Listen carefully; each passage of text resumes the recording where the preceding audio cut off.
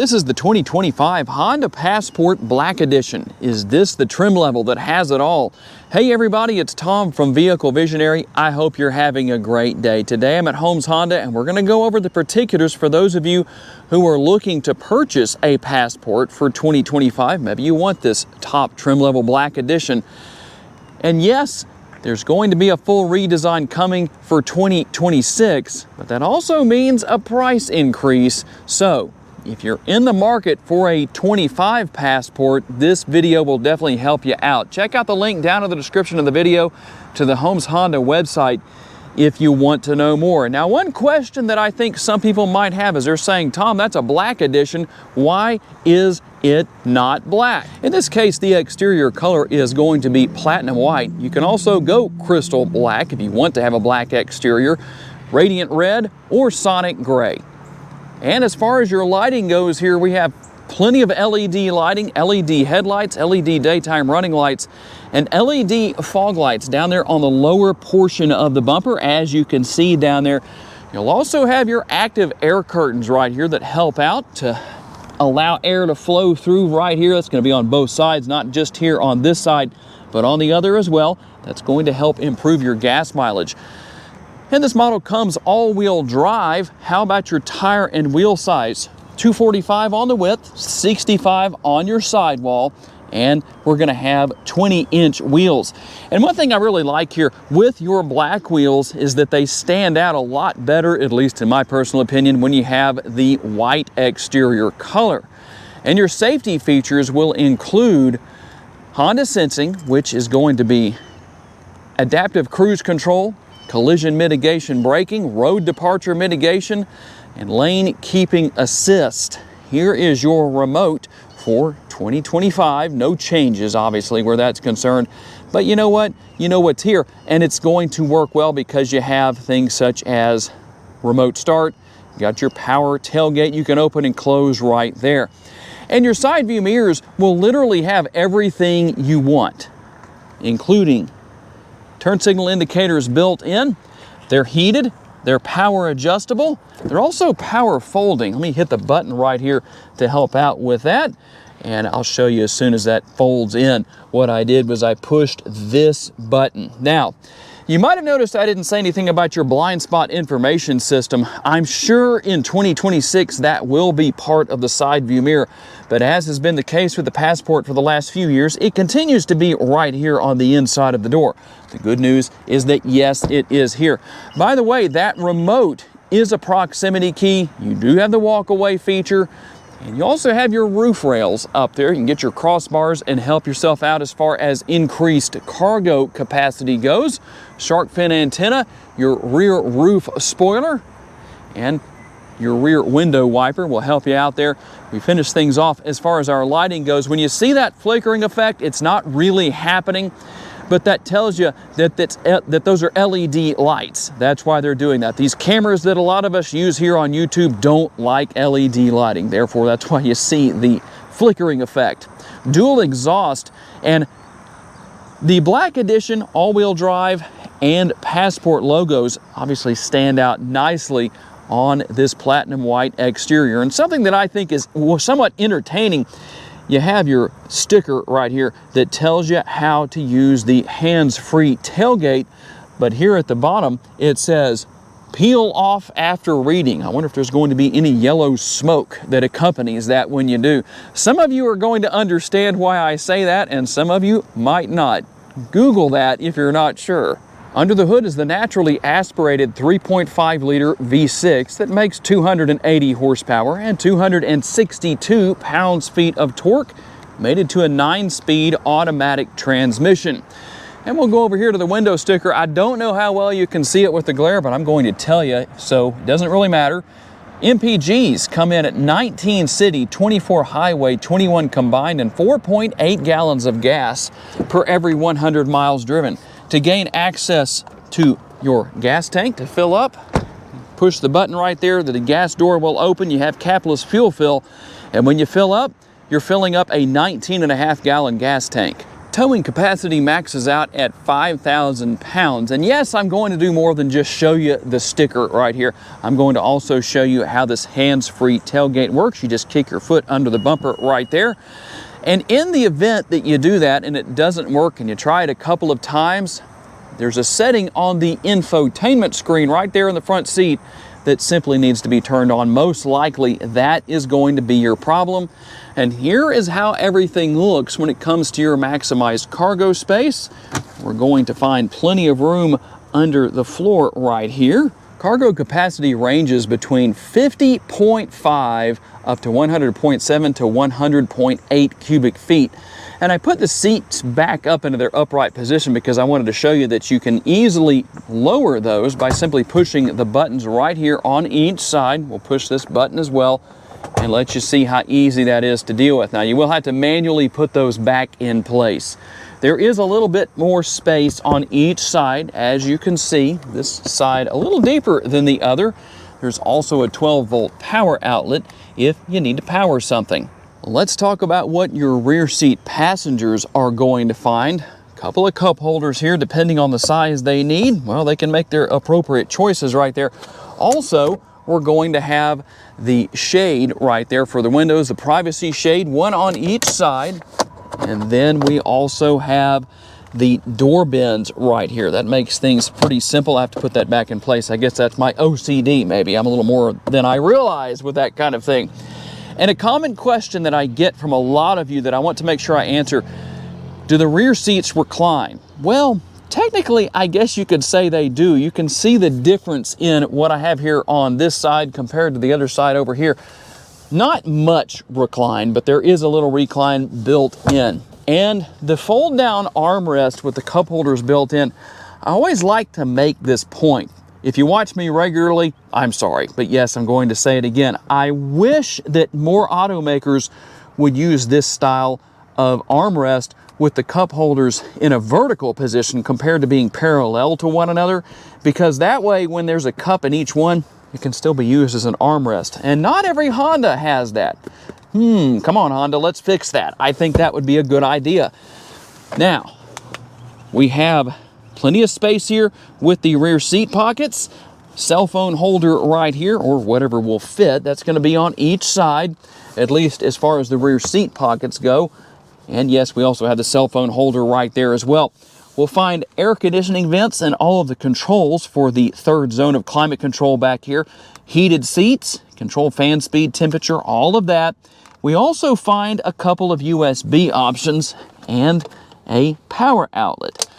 One thing I think a lot of you are hoping for in 2026 is the deletion of a conventional size sunroof and the addition of a panoramic sunroof. Tell me what your thoughts are or what your hopes are where that's concerned. And how about the ultimate question to ask about this model? Sticker price. $50,320 is what we're looking at with this particular model. At least here at Holmes Honda, I can't guarantee you every dealership in the country will be charging that same amount, but that's what the case is here.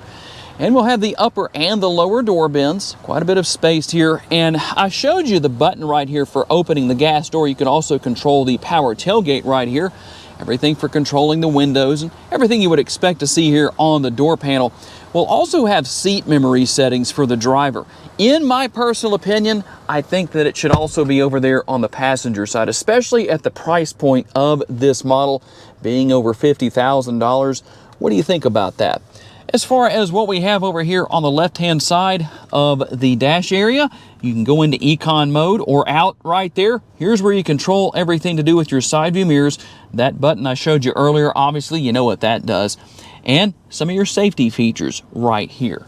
And as we look up here onto the instrument panel, instrument cluster, driver's display, whatever you wish to call that, well, you can see what all is there. It's easy to deal with, easy to figure out.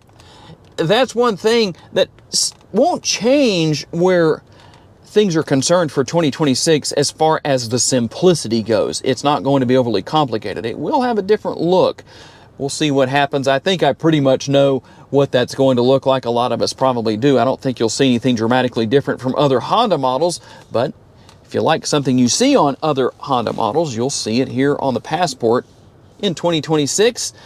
Shifter paddles right here to work your way back and forth through the 9-speed automatic transmission, cruise control right here, and your button for the heated steering wheel as far as that goes. And then you can see what else we have here on the left-hand side. A comfortable steering wheel too, by the way. Control everything here for your headlights and taillights and your fog lights right there. And there's actually another function that lever serves. Some of you like to save the life of your turn signal bulbs by not using that functionality. Right here, you control your front and rear window wipers. By the way, speaking of windows, the windshield is heated. And again, that flickering effect, if you didn't see earlier or listen earlier in the video, maybe you're skipping around and just watching whatever you want to see, that flickering effect has to do with my camera. It's not really happening. Built-in navigation with our 9-inch touchscreen for those who want to use that, or you can wirelessly pair your smartphone and use Apple CarPlay or Android Auto, depending on what type of phone you have, and then you can use whatever app you want to there. We'll just run back and forth here real quick just to show you a couple of things as far as what's here. And when we go into settings right here, we're going to go into vehicle, and then you can see some of the different features that we have here. And here's what I was telling you about earlier, power tailgate setup. So depending on what you need to do, if you are not able to use hands-free access, here is where you need to come. It's most likely going to be set to off. You just need to set it to on. No big deal. That's something that I know a lot of people ask about. That way you don't have to waste a bunch of time going to the dealership and finding out that it was a very simple solution. But you can see what all we have here. A simple system to use and learn if you've never had it before. Dual zone climate control here in the front seat area. And something I really like, you have the heated seats, but you also have the ventilated seats. We're actually getting into a point in the year here in Northwest Louisiana where ventilated seats are not as necessary as they were, at least not with the highest setting. You can maybe go down to the lowest setting. Wireless charging as well. We'll also have a couple of USB options and a 12-volt power outlet. And by the way, obviously heated and ventilated for both seats here in the front. They're power adjustable for the driver and the passenger, and they do have lumbar support. Here is your shifter. It is a push-button shifter, and you can go through your driving modes right here. Let's do that while we have an opportunity. We have normal, snow, mud, and sand. We'll go back to normal right there. And then you have your drive and sequential right there, depending on what you want to do. We're in drive right there. And then you push it one more time, it goes into sequential mode, which is the S up there. So you can know which you're in by the D or the S. Very easy to deal with. And when we go into reverse, we have our multi-view rear view camera. I am hoping that much like the Honda Pilot, that you will have multiple camera views available where you have a front camera view, side view cameras, all of that for 2026. But in the meantime, this is what we have. It does get the job done. So just trying to kind of throw some things out there for those of you who are on the fence trying to make a decision on what you may or may not want to do. But keep in mind that price increase is guaranteed. So if you're price conscious, 2025 is definitely the time to buy if you're looking for something that's brand new. Cup holders right here. And for 2024, there was a refresh that involved the deletion of the armrests that used to be on the side of the seats right here. Now the center console lid is the armrest, which I think that works a lot better. You no longer have that garage style door or lid right there. You just use a conventional style lid and plenty of space within. And we'll look up here to the upper console. Let you see what all is there. Controls for what you would expect to see, including being able to open and close your power sunroof up there. The conversation mirror is here, so you can have a conversation. Don't do that when you're driving down the road. Sometimes I wonder if some people are, because they're all over the road. So maybe they're using their conversation mirror when they're driving. And the sunglass holder. Yeah, don't do that when you're driving. That's always a good idea to avoid. And here we go with a little more storage space, actually a reasonable amount within the glove box. And one thing I need to make sure I don't forget to tell you about, because it is something I didn't mention earlier in the video, if you're wondering about the tilt and telescopically adjustable steering wheel, yes, it is tilt and telescopically adjustable. There's a lever on the left-hand side of the steering column that you just drop down, and then you can move the steering wheel and adjust it as you need to.